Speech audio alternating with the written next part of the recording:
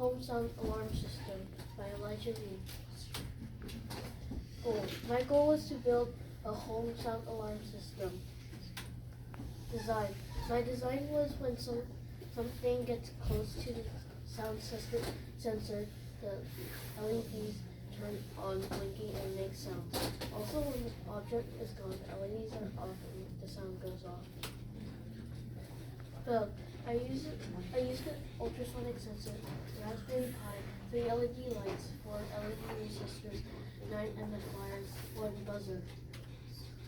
This is my program. Test. I tested it about 15 times. Play.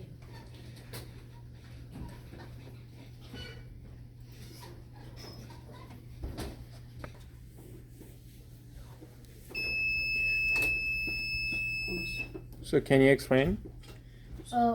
When the object gets close and the distance is less than 5, the LEDs turn on and then the sound. Okay, thank you. Push a button, it turns off. Any question? Please give him a round of applause.